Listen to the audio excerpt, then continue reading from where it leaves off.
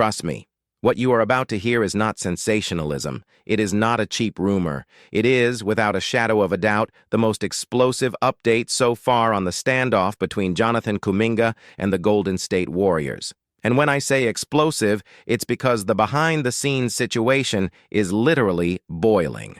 According to a revealing report published by Charania, one of the most respected journalists in the NBA, the gap between Kuminga and the Warriors has dramatically widened.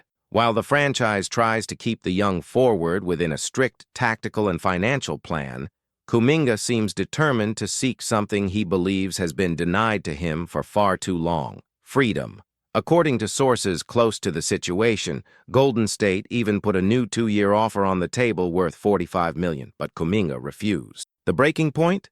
The team wants to keep an option clause in the second year, and even worse for the player, demands that he waive a no-trade clause that would otherwise be guaranteed in short contracts under the current NBA collective bargaining agreement rules. From the player's side, the frustration is clear. Kuminga is tired of feeling like a disposable piece within a system that, according to him, has hindered rather than helped his development over the last 4 years. For him, accepting this type of contract would reaffirm the same dynamic of submission that has bothered him since he arrived in the league. Now, you might ask, does he really have reasons for this? Well, the numbers and the history tell a complicated story. His first year coincided with the team's championship, and as we know, when a team is in win-now mode, the development of young talent takes a back seat. After that, Kuminga even had more opportunities, but he never really secured a spot in the main rotation. And this also has to do with his style of play, which, let's be honest, didn't mesh with Curry's fluidity, Draymond Green's coordinated defense, or Steve Kerr's tactical approach. Of course, there are two sides. It's a fact that the Warriors never created the best environment for him to develop.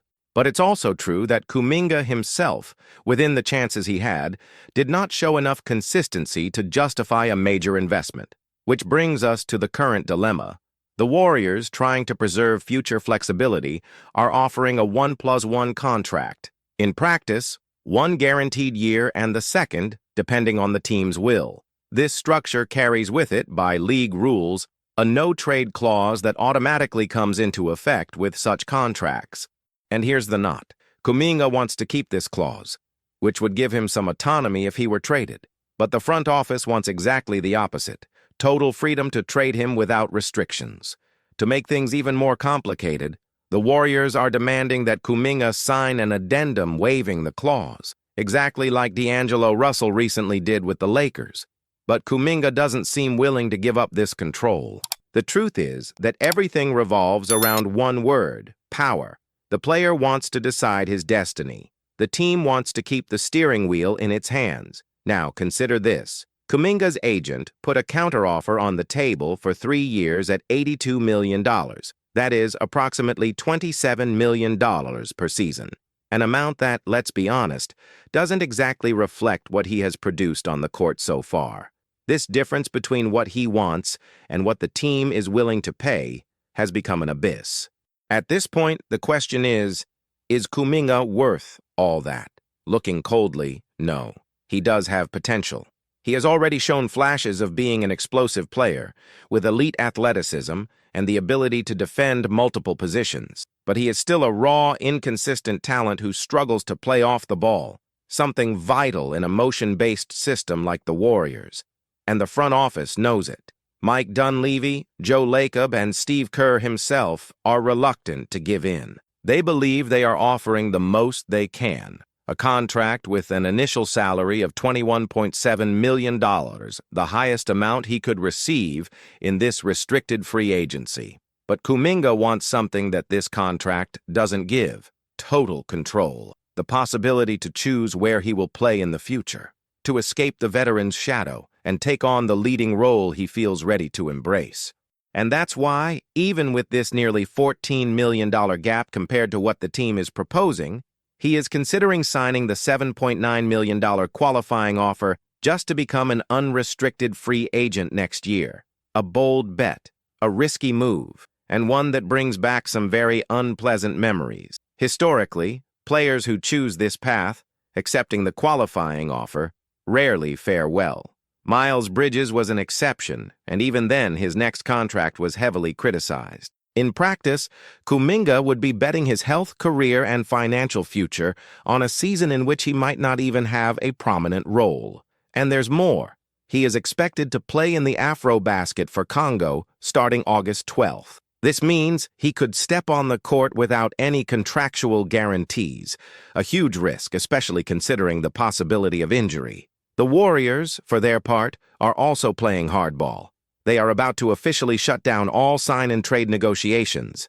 According to Shams's report, the front office has already made it clear that they see no value in the offers from teams like the Phoenix Suns or the Sacramento Kings. Speaking of those two, they are precisely the only franchises that have actually shown interest in Kuminga behind the scenes. The Suns reportedly made a stronger offer.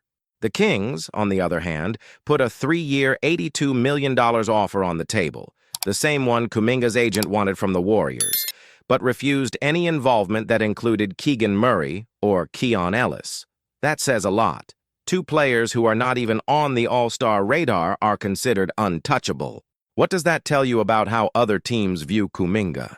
The Sacramento Kings' refusal to include Keegan Murray and Keon Ellis in a trade for Kuminga laid bare a harsh truth. Despite his undeniable talent, Kuminga's market value isn't as high as he and his agent believe. The NBA is ruthless when it comes to perception, and right now, the perception around Kuminga is that of a player with great potential, but still unreliable. This has left the Warriors in a strategic dilemma. If they choose to accept an unfavorable trade, they're admitting failure in developing one of the most promising players on their roster. But if they insist on renewing his contract under the current terms, they risk losing Kuminga for nothing in the next offseason. What makes it even more dramatic is the internal divide within the franchise itself. According to sources close to the locker room, Steve Kerr no longer believes Kuminga should be part of the team's long-term plans. There are reports that the coach, along with members of the coaching staff, sees the forward as a distraction, an element that doesn't fit the team's culture, and, in the words of an assistant coach, brings more noise than results.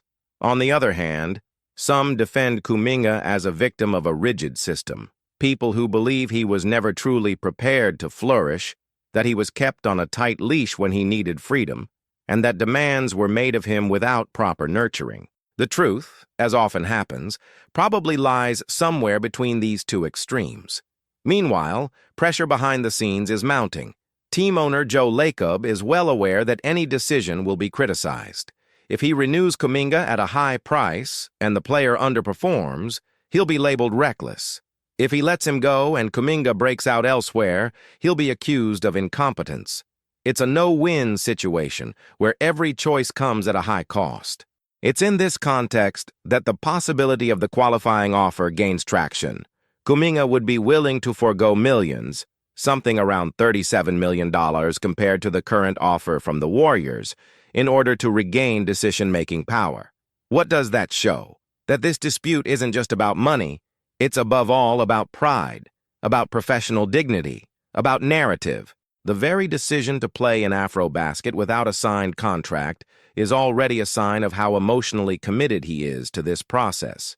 He wants to show he's willing to take risks, that he won't bow down, that he's determined to rewrite his own story, even if it means starting over in a new franchise, under different eyes, in a new environment. But the risks are brutal. If Kuminga gets injured in the national team tournament, he'll be left without a guaranteed contract, and upon returning, there might not be a single team willing to offer the same money. The NBA market is cruel to injured players, especially those who don't yet have a solid track record of consistent performance.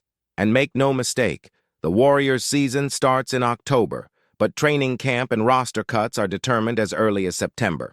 If there's no resolution by then, Kuminga could start the season in limbo, unwanted by the coaching staff, distrusted by the roster, and uncertain whether he's in the team's future plans. That's why the Warriors want to resolve everything before August 12th, the date Kuminga leaves with the national team. Otherwise, they know they could lose any bargaining power they still have, because if he steps on the court for Congo without a formal deal, the entire risk falls on the franchise. The most critical date, however, is October 1st.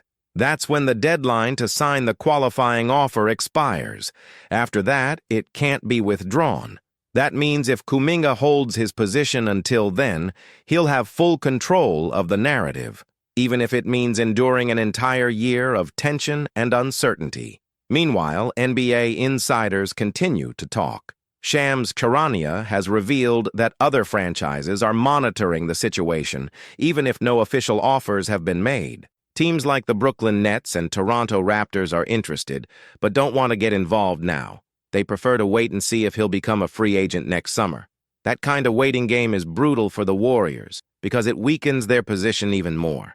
They know that the more time passes, the lower Kuminga's market value gets, and the smaller the return in any potential trade. It's like holding a ticking time bomb. It could blow up in Mike Dunleavy's hands at any moment. In the end, the situation has reached an impasse, a point where every alternative seems too costly.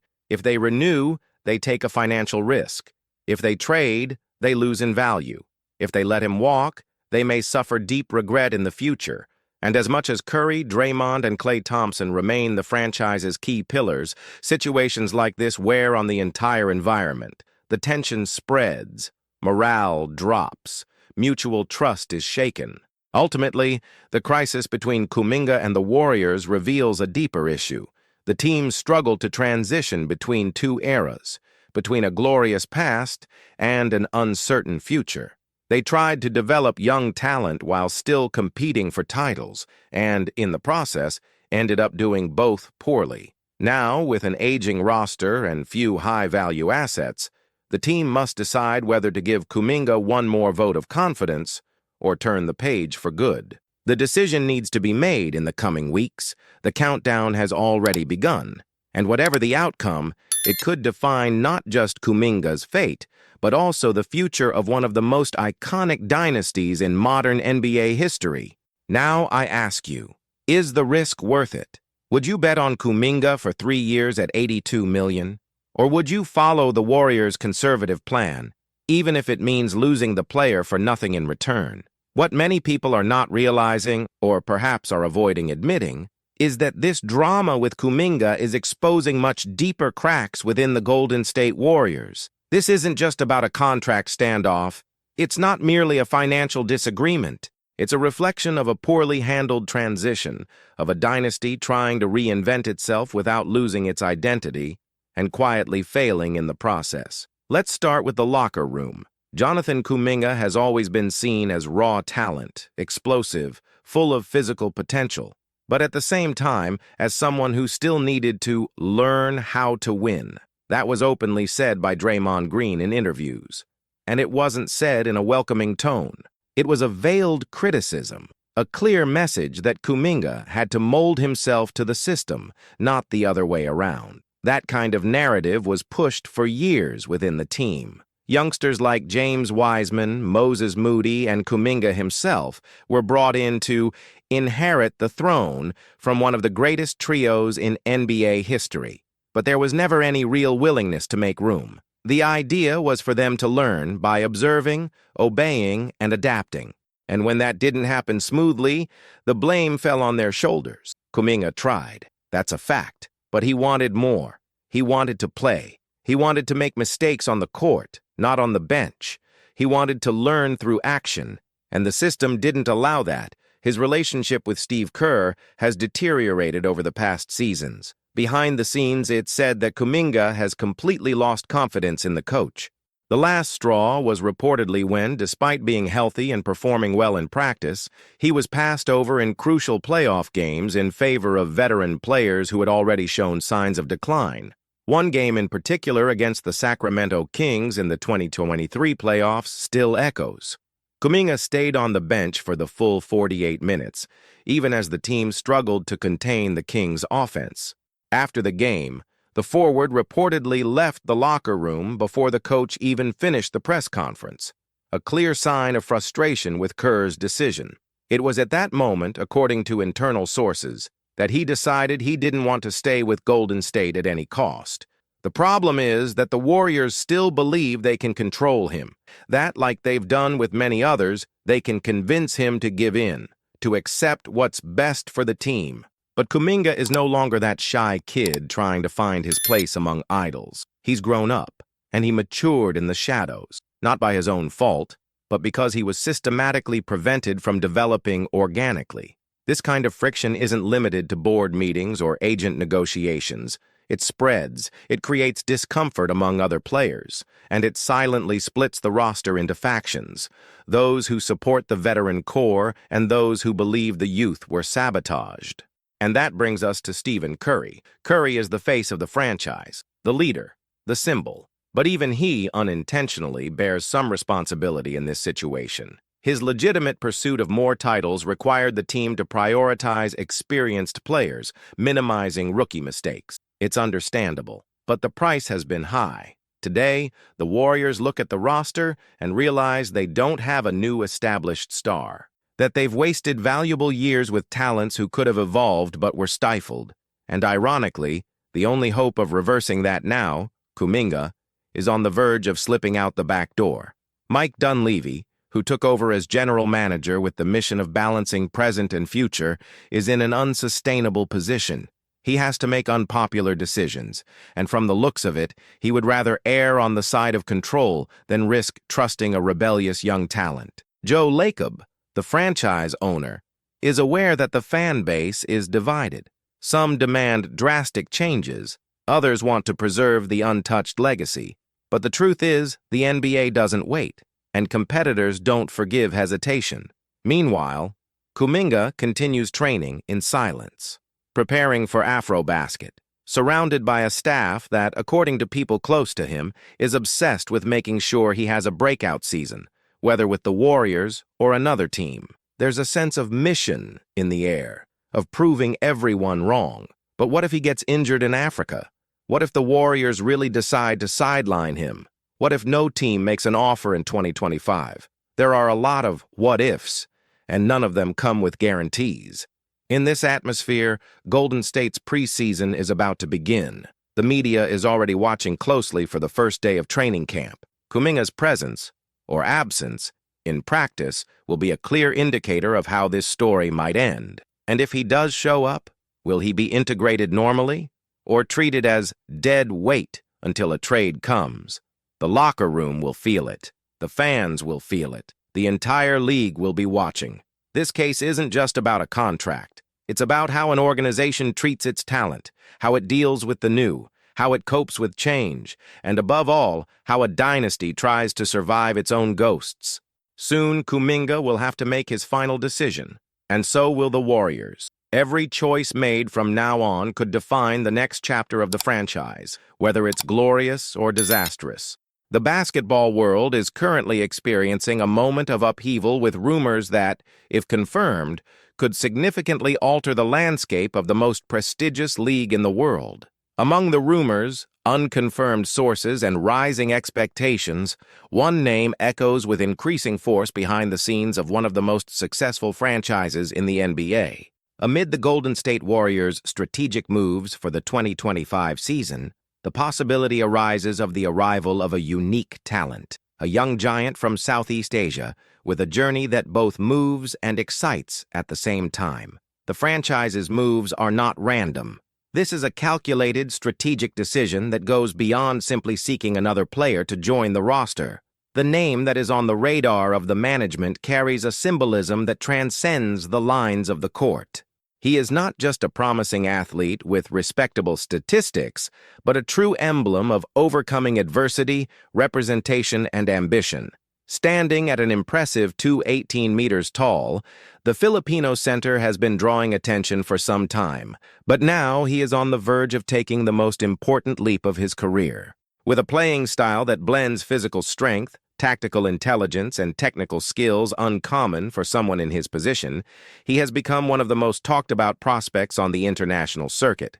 With an imposing presence in the paint and an intimidating wingspan, his impact is not limited to defense. He also possesses an offensive repertoire that adapts perfectly to the demands of modern basketball. This versatility is his differentiator. While many players of his size remain restricted to actions near the rim, he stands out for his mobility, game reading, and mid-range shooting ability. In a league that increasingly demands offensive breadth and fluidity, his ability to stretch the floor, create space, and facilitate his teammates' movements is a valuable asset. But his true legacy begins outside the statistics. Born in a nation passionate about the sport of basketball, the Asian giant was seen from an early age as a promise of national pride. From his first steps on the court, it was clear that he was not just another tall young man trying to play. He was different. There was talent, yes, but there was also a spark in his eyes that only true enthusiasts possess, an insatiable desire to achieve something greater. This thirst for growth led him to make difficult decisions. As a teenager, at an age when many are still learning to handle basic responsibilities, he left his homeland to pursue a dream that seemed unattainable. He chose to follow the path of excellence, facing different cultures, unknown languages, and physical and mental challenges that would test anyone.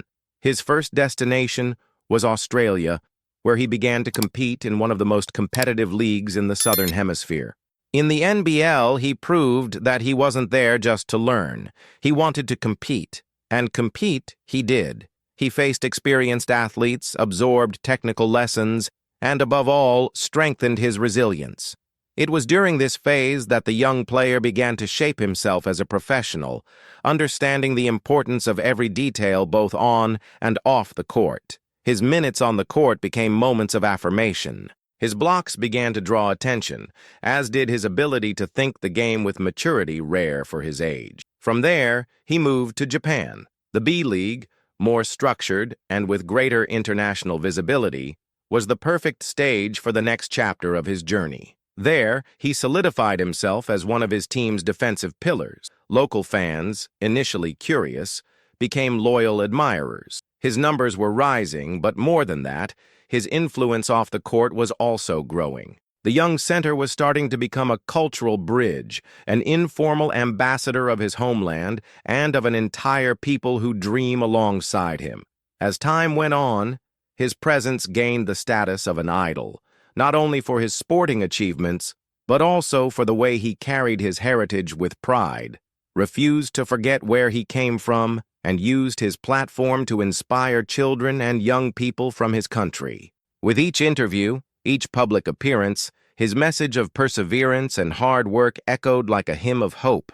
The eventual arrival of this phenomenon to the Golden State Warriors would be more than just a signing. It would be a watershed moment. The California team has always been associated with a modern style of play, with fast movement, constant position swapping, and a clear focus on long-range shooting. However, they lacked a piece that would complete this puzzle. A dominant presence in the paint, someone who could not only protect the rim efficiently, but also actively participate in offensive constructions with intelligence. The young Filipino could be that piece. His rebounding ability, both defensively and offensively, would provide an immediate boost to a team that depends on quick ball recovery to initiate its lethal fast breaks. His positioning, reading, and timing for jumping would be valuable tools for neutralizing opposing plays. But more than that, his reliable mid-range shooting would open a new dimension to the team's offense, allowing for more creative plays and creating wider spaces for the stars of the team to perform their actions freely. This combination of skills does not go unnoticed. In a league where the concept of the modern center has evolved to something far beyond brute strength in the paint, he represents the future. A player who knows how to move, who understands the fundamentals, and who is willing to sacrifice for the team. His technical fit is almost natural with the team's philosophy, which values players who can contribute in multiple areas, not just in isolated statistics. However, perhaps the most profound impact of his arrival cannot be measured in numbers. The San Francisco Bay Area, home to the team, has one of the largest Filipino communities outside Asia.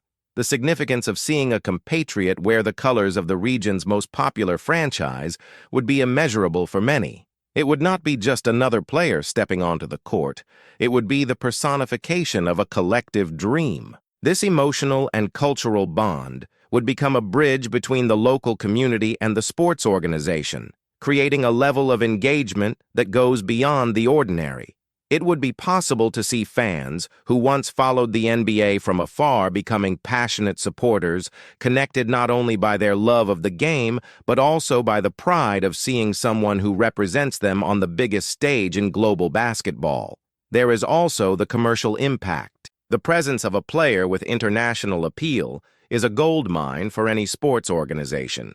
Sponsors, broadcasts, image rights, jersey sales, everything multiplies when there is a figure who symbolizes more than just talent. With his rising popularity, especially among the youth in Asia, his entry into the NBA could open doors that were previously unexplored, bringing new business, partnerships, and expansion possibilities for the league as a whole. But none of this would be possible if he hadn't had the courage. The courage to leave home early, to face loneliness, homesickness, and the fear of failure. The courage to train harder than others, to accept criticism, to fall and get up countless times. The courage to dream big, even when everything seemed to point in the opposite direction. It is this story of courage that makes him special.